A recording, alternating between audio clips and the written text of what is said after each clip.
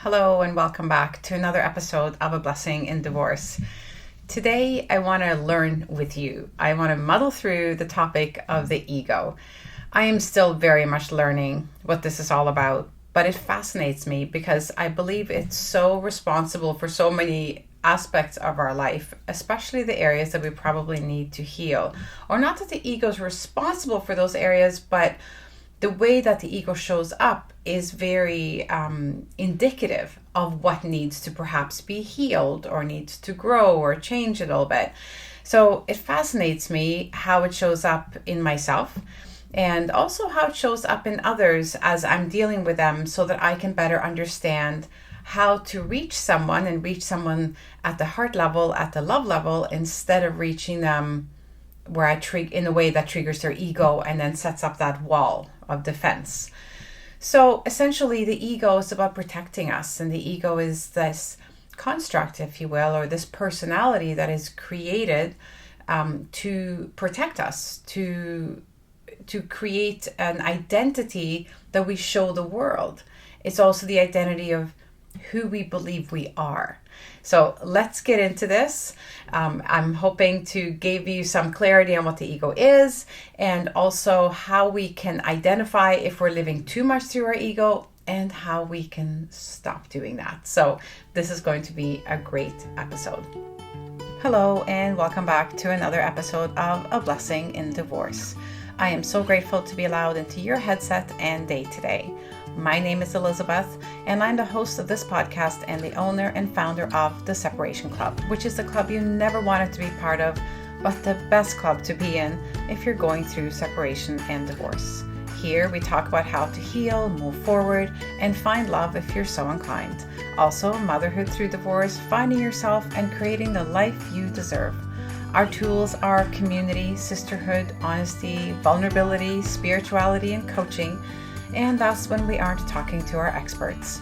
I'm also a divorced mother of 4 adult sons, remarried, and a stepmom to 3. So we will be talking about everything that goes with all of that here. If you are recently separated, thinking of separating, divorcing, or even beyond your divorce, but still feeling it, then this is the podcast for you. Welcome back. So what is the definition of the ego? And I am reading to you off a dictionary definition on Google. Someone's ego is their sense of their own worth. For example, if someone has a large ego, they think they're very important and valuable. And so that's someone who typically will never admit that they're wrong, for example. And so some of the themes that kind of come to mind when we think of ego is things like self-esteem, self-confidence, self-respect, and self-image. These are the words that the ego reside in. And like I said, it all started when we were children. You know, when we were born, we're a blank slate in a way. And we are without limitations, without even the belief system yet. You know, we just exist, and so we believe that anything can be created, anything is possible, anything is doable, everything is available to us. And then as we are raised and as things happen in our lives and as we go through our childhood, even our very young childhood, we learn that there are limits. We are taught that, but usually by our parents and our caregivers, and sometimes we just experience it through our lives, especially if a child is in an environment that isn't safe, so is being raised by people who are dysfunctional or abusive or have addiction issues and things like that. So the ego is created as a protector, as this identity that we show the world. And this identity holds our beliefs. So as we start to learn what we should believe in, what feels right, morally right, we start to learn about our values. So we start discovering them, or we're told what they are, whatever it may be. We start to develop an identity around who we are or who we want to be and who we think we're supposed to be. And that's our ego. Now, our ego, by the way, I just want to say now, is not all bad or anything like that. Our ego is the part of us that drives us forward and protects us, especially when we're in an unsafe situation.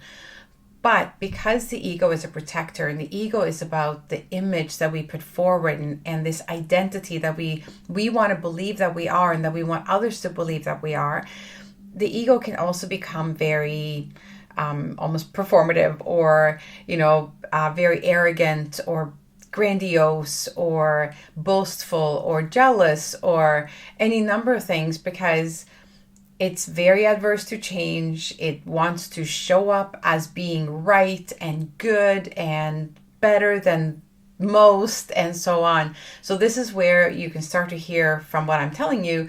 You can tell where the conflict and the issues may arise, especially when we're in relationships, which we basically are every day, all day. Whether you're in a relationship with someone romantically, like a life partner, or maybe it's in business, or just at work, or friends, or other family members, or your children, or your parents. No matter what, we're dealing with people all day, every day. And so our ego keeps showing up and keeps showing up. As we keep showing up the way that we'd like to, or the way we think we're supposed to, or the way that we feel we need to protect ourselves, because maybe someone is treating us in a way that doesn't feel good, or we're afraid something's going to happen, or we want to win, or we want to be better than, or anything like that. So this is all ego territory, if you will. Now, I want to talk a little bit about why I'm talking about this today. And it's, for many of you that are listening here, you're going through a separation or divorce, or you have gone through it, but you might still be working on your healing and, trying to learn more about yourself. And by the way, high five to you for doing this work, for taking the time to listen to podcasts like this, for all the learning you're doing to try to better yourself. So let me talk a little bit about the ego and how it can play into your divorce or any challenge you go through in life. First of all, the ego does not like change. It doesn't like change at all. So as soon as change is happening, which of course divorce is a massive change, it goes into huge protection mode. And depending on how self-aware you are, how much you see that you're protecting versus how much you perceive that there's real danger. So meaning, are you, oh, there I go jumping into my ego, protecting myself, but I don't need to. I'm okay. I'm safe. So that's somebody who's more self-aware and who realizes when the ego jumps in and starts to take over, and you can kind of temp that down a little bit.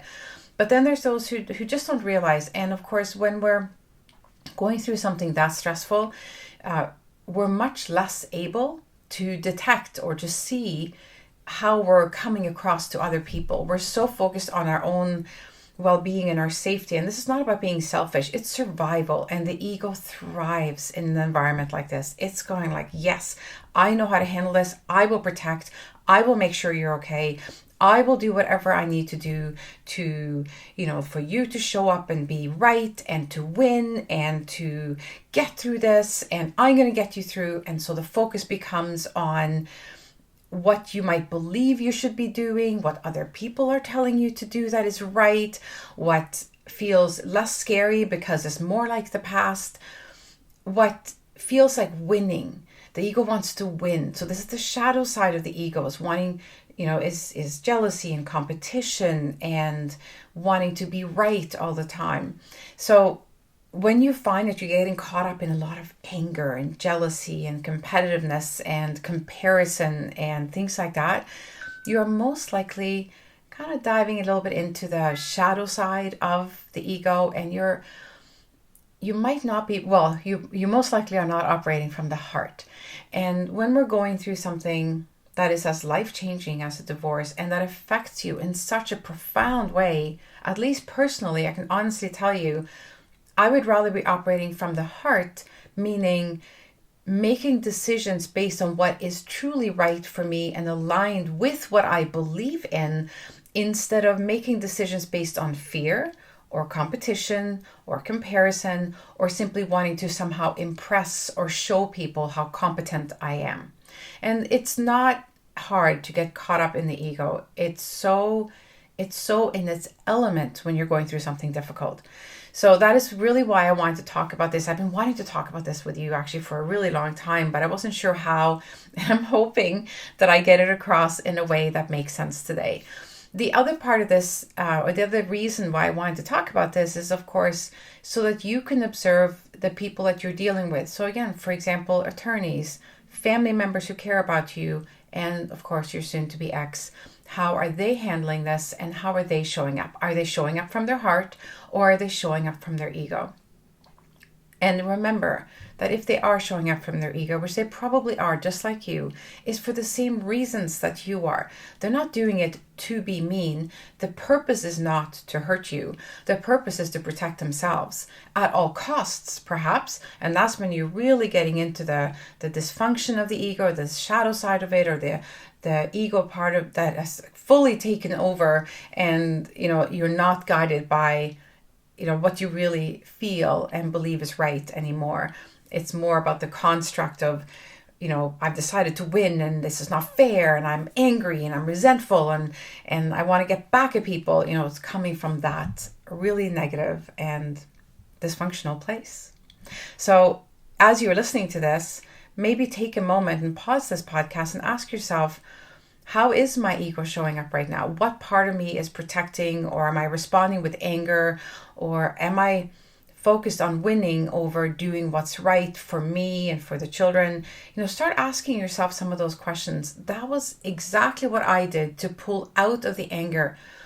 I was being met with so much anger and hostility when I went through my divorce. My ex was very much in his ego, very angry, very wanting to win and wanting to make me look bad and making up lies about me. And this was all an effort to counteract that anyone might think that he'd done something wrong, and he had cheated on me, and he didn't want that to be the story. So he wanted to create a new story. And for him, this is the survival of his ego. So he created all kinds of stories about me. And that was hard to take. And it would have been really easy for me to jump into my ego and go, well, no, that's not what happened. This is what happened. And, really making an effort to spread the truth as I saw it to everyone else, and to defend myself, and to compare, and to win, and to all of that, which is so ego driven. It's about this identity that I want people to hear and see from me. And I want to show up as this, this righteous person. The biggest lesson, if you will, or one of the really big lessons I learned during this time, is that I actually didn't care if I was right. I learned, I through the work I did, managed to get to a place where being right was never my priority. Doing the right thing was my priority, and choosing the right thing from my heart, what was right for me and what was right for my boys. That was my priority. Sometimes, and I know I've said this before, sometimes the choices I made were exactly what he wanted me to do because I knew it was the right thing to do. But there were other times where what he was asking for was not the right thing, where my boys needed me to step up for them and to create an environment that they felt good in. And so then I did that. But I always chose from what I believed was right, not from a place of being right. I hope you understand the distinction there. I'm sure you do. Anyhow, so if you did pause, now you're back. And let's move into gaining a better understanding of what the ego is and whether the ego work is for you. So let me start with the last part. Is this work that you need to do? You might have already identified that yes. And to be very honest with you, I believe it's work that everyone needs to do on a regular basis.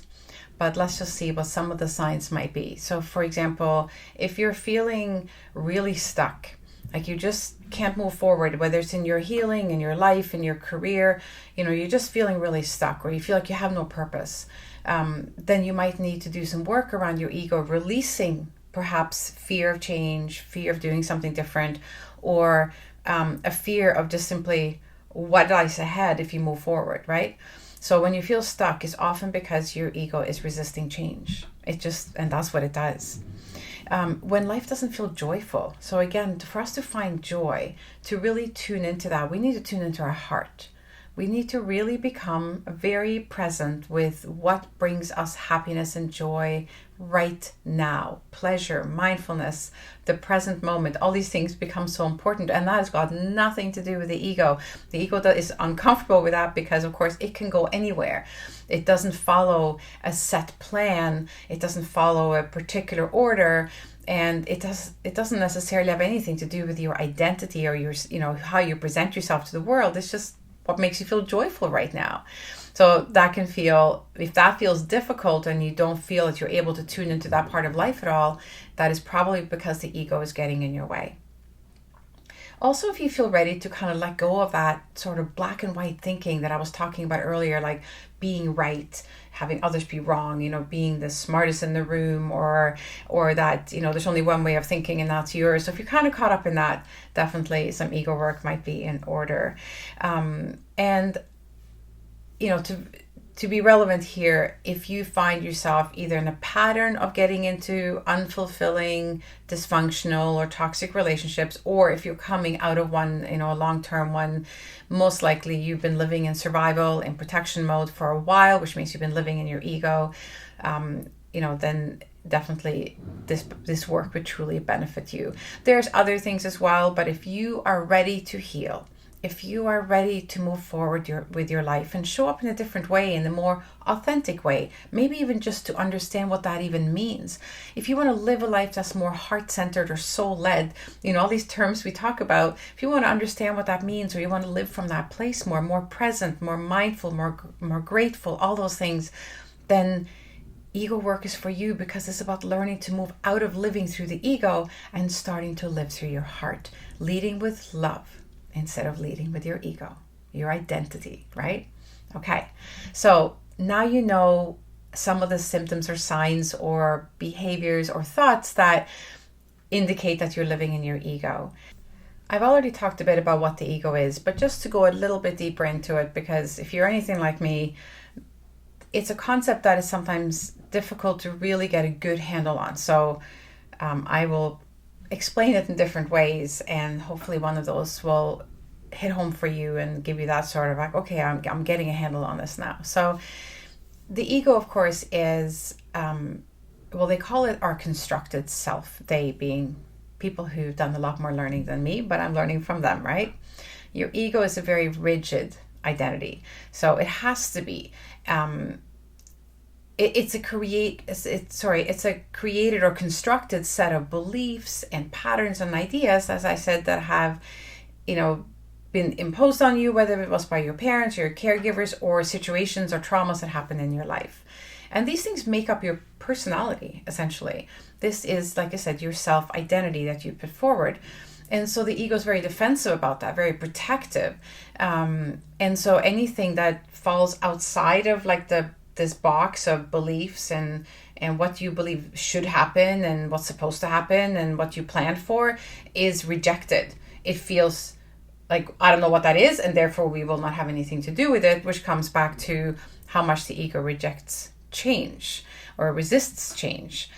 So when the ego is challenged and feels fragile, I guess, because we're maybe imposing change on it, or we're challenging the belief system, or we're really looking for a more heart-centered approach to something, the ego will compensate, or overcompensate rather, by being, for example, really triggered. Suddenly you become very emotional. That's your ego responding and trying to pull you back into safety. Like, this doesn't feel good because you're trying to change something. It might even show up with like a very false sense of confidence, kind of bravado or arrogance. Like, oh no, I know what to do here, even though you don't really, but you don't want to admit that. Also, it'll show up rejecting any idea, any suggestion, any offer of help even, that might go against the rigid beliefs of the ego. And this is something I experience a lot inside the Facebook group. So somebody might make a post that they're really struggling with something and suffering, and I just don't know what to do, and I'm just hurting, and this person's hurting me, this person's doing these awful things to me, nobody understands, I'm hoping you guys understand. And so then comes usually a bunch of comments from everybody in the group, where they're supporting and also sharing some advice. They might say things like, you might want to try this, or you might want to try that. I will even pipe up and say things like, would you like some help with that? And then the person rejects it. It's kind of like, no, that's not going to work, or it's different for me, or that doesn't work for me, or no, I can't do that, or my situation's different. That's the ego, because the ego is protecting. The ego is creating the box that she can live in safely. And the thought of doing something that's going to pull her out of that box and maybe have to shift the belief system, or do something differently, or run your life in a different way, or move, or do something like that, feels scary. And the ego does not like change. So it rejects help. It rejects solutions. So if you find yourself in that pattern a little bit, that's a red flag that you need to do some work around that. Like, why am I saying no? There's like 15 people here who've suggested something that I'm sure could be helpful, or that I believe helped them, but for some reason I don't think it can help me. Why is that? What's so different about me and my journey here, right? So that could be the ego that is getting in your way. So let's talk a bit about how to do the work, or what the work is. Doing ego work is about returning to your true nature. That part of you that was born with you, that part of you that creates and is free and experiences joy with ease. The ego is your protector and your guard. And the ego work, it is about saying to your guard, it's okay, you can rest a little bit. I've got this. I'm going to find a new way. It's also about appreciating the protection and the ego and what it does for you, but not allowing it to stand in your way and completely block opportunities for healing, for love, for experiences that you actually really want, but that might live outside of the very limiting box that you've created out of your, lifelong belief systems and practices and things like that. So this is an amazing opportunity to ask yourself, is the way I'm living my life, is the things that I choose to do every day, so your habits, your tendencies, the things that you just do without thinking, the subconscious habits that you have and the beliefs that you have and that you feed yourself every day, are those serving me, or do I need to make a switch? Do I need to make a whole paradigm shift on some of these, where I need to believe in different things, or at least allow myself to open myself up to a new belief system, or a new pattern, or a new habit, or a new practice, so that I can find what I want in life, and the feeling and the joy and the experiences that I want to experience in this lifetime. No longer letting the ego stand in your way, guarding the door so tightly that none of these things can happen, because it's just will not allow it, because it doesn't like change. So if you feel tremendous fear about changing, and resistance to new ideas, and resistance to the idea even that you can be happy as a result of this divorce, then you are living through your ego, and you're letting your ego set the pace. You are identifying through your ego instead of finding your true nature and reconnecting with yourself. So a lot of the work we hear about in the space of healing from divorce, self-care, self-love, connecting with your voice, your true self, your intuition, your guidance, your inner guidance, all of these things may seem really kind of vague and, out there a little bit, like, what does that even mean? And I have a legal battle to go through. And so what's happening is that you are not even allowing space for that healing, and you're letting the ego just run the show and go, hey, you got a job to do over here, and I need you to show up angry, resentful, competitive, and wanting to win, right? So we want to detach from that. Yes, we still have to do that. And one of the ways that I know I managed to separate those two when I was going through a very hostile, drawn out divorce as well, was I was very happy. I was living my life. I was choosing to do the things that made me feel joyful. And as I described it to people, because people would say to me, like, how come you're so happy? Or how come you're not more stressed? And like, the divorce is just what's happening over here, and I'm taking care of it. But it's not my life. It's not who I am. And I am not pouring my heart and soul into it. I'm doing what I need to do. And when I need to make a decision, I'll do the right thing. what's right for me, what's right for my kids, right? But I'm not going to live over there. I'm going to live here, and I'm going to embrace life, and I'm going to embrace love and fun and travel and experience and paint my new house and get excited about my new life. That's a choice I made. That's a choice that you can make. You choose to live through your true self, through your heart, or you choose to live confined by a scared and protective ego. It's your choice. Now let's move forward and talk about what we can do to, I don't know about healing the ego, but let's get to know our egos better. Let's gain an understanding for how it shows up in the way that we don't want it to. And let's see if we can start to separate ourselves from it. So here we go. Number 1, I want you to become friendly with your ego. Basically, I want you to get to know this part of yourself so that you can tell when it's showing up. For the most part, we are literally unconscious when it comes to our ego. Our ego embodies our belief systems and our inner paradigms, our mindset, our habits. It just moves on autopilot every single day. It just takes you through your day, through your work, through your parenting, whatever it is. It reacts, it gets emotional, it gets triggered, it keeps you safe, it protects, it gets jealous, it gets competitive. It just does all those things every single day. It's kind of who you are or who you think you are, and there it operates without you knowing. So I'd like you to start identifying it, noticing things so that you can say, oh, I think that's my ego that's responding. When, for example, you feel fear. Fear is an emotion that is often shown by the ego because, like I told you many times now, the ego doesn't like change. It doesn't like when things happen outside of the sort of the identity that it's created for itself. So fear, when you feel fear, inner turmoil because of change, that's your ego responding. So then you can say to yourself, well, there it is. That's my ego responding. That's not my true essence. That is the ego responding. Noticing your limiting beliefs as well. So they could sound like, not believing in yourself. For example, maybe you decide you want to start dating and you might say to yourself, oh, no one's going to want to be with me. That's a limiting belief. Or maybe as you're going through a divorce, you might say to yourself, this is going to be so hard and this will take forever. Limiting beliefs. These are just sort of hardwired things that you've heard, you've taken on as your own. It's the ego protecting, keeping you safe, letting you know that this is the way we're going to do it. We're going to hunker down and make this hard, right? So that's your ego talking. So now you've kind of become friendly with it in that you know who she is. The second thing I want you to do is to notice what she sounds like. So if you were asked to describe yourself in some way, or if you're not driving right now or walking, grab a piece of paper and a pen and start writing down a sentence that starts with I. For example, you might say, I am honest, or I believe it's important to honor your commitments. I am fun, whatever, how would you describe yourself after I? How would you fill in that sentence?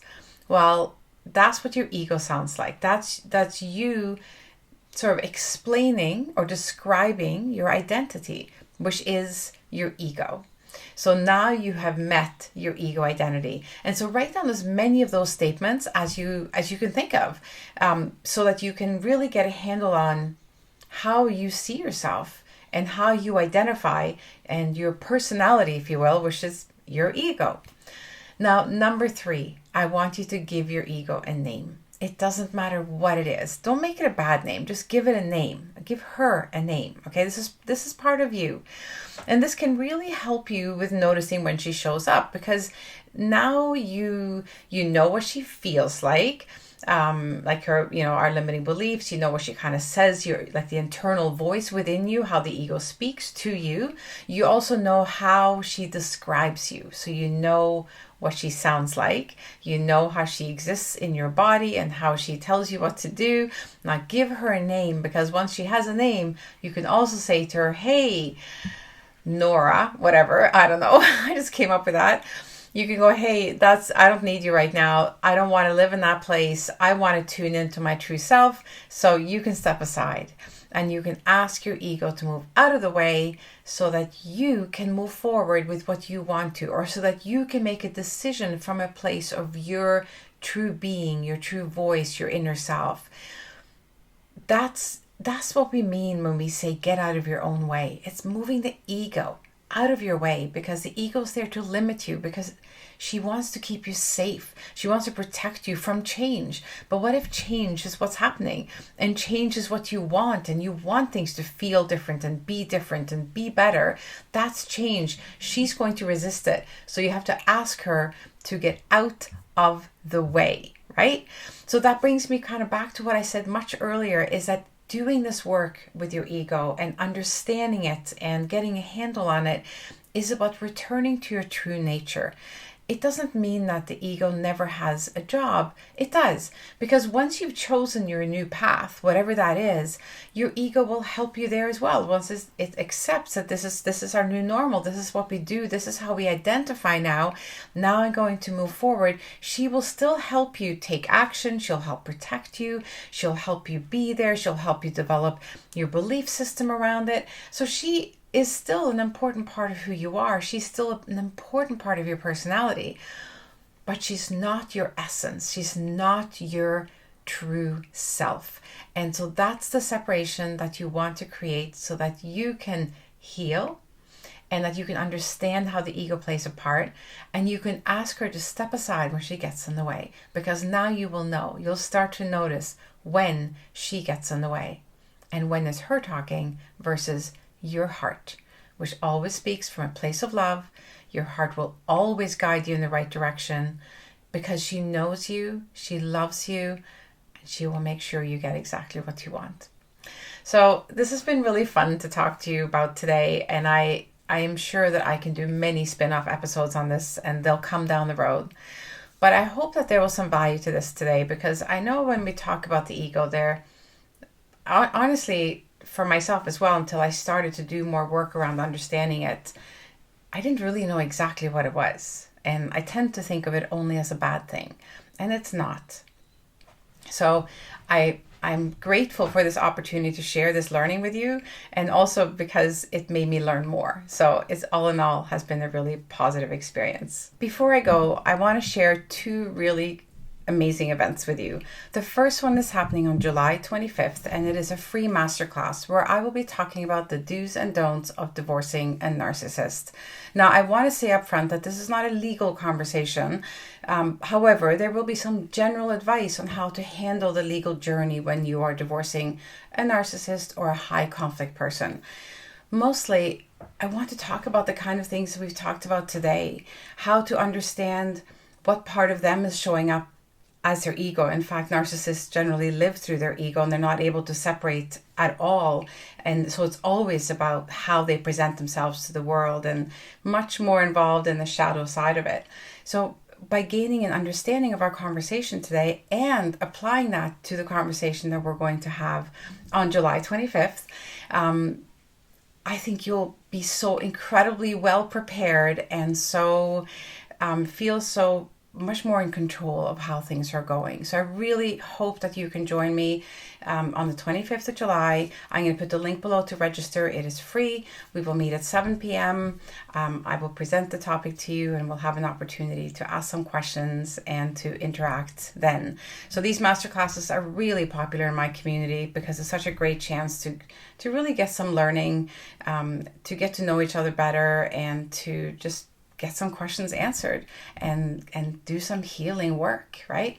And there's also just being in a group like that, because we're all together on Zoom, it really makes a big difference for everyone. The second thing I want to talk to you about is my upcoming retreat. So the Rising Moon Sisters retreats, they right now are happening in two places, which is Canada, here in my home, and of course in Costa Rica. The next one that's coming up is here. It's a weekend retreat from September 8th to 10th, and I would love for you to be there. You are invited to join us for a spiritual weekend with, healing work, also just a lot of work around creating abundance and love and flow and joy and freedom in our lives. It's about letting go of the ego. I think about what I've talked to you about here today. In order to do a lot of the work that we want to do, we need to embrace who we really are and get to know our true selves, our true beings, and find that voice within us. It's about connecting with your divine feminine. It's about honoring rituals and practices like meditation, journaling, breath work, yoga, to connect with yourself and your body. It's about understanding the messages that are coming to you. It's about awakening to your new life and finding the joy in it. And it is about sisterhood. It's about women coming together to support each other, to elevate each other, to witness each other as we go on this journey together. Without fail, when the women come together here at my retreat, they are friends forever. It is incredible. There's an incredible bond that's created when there's that kind of sharing, and also the intention of really moving forward and grabbing onto something bigger and better for themselves. We all do it here in this very safe container that I create for you. It's a beautiful 2.5 days, and I really would like for you to join us. So there's lots more details. I will share all of that. There'll be a link below as well for that. So I hope to see you on July 25th in my masterclass and here in September. And by the way, it's my birthday that weekend, so there's going to be some special plans. I'll talk to you soon. Have the most beautiful day.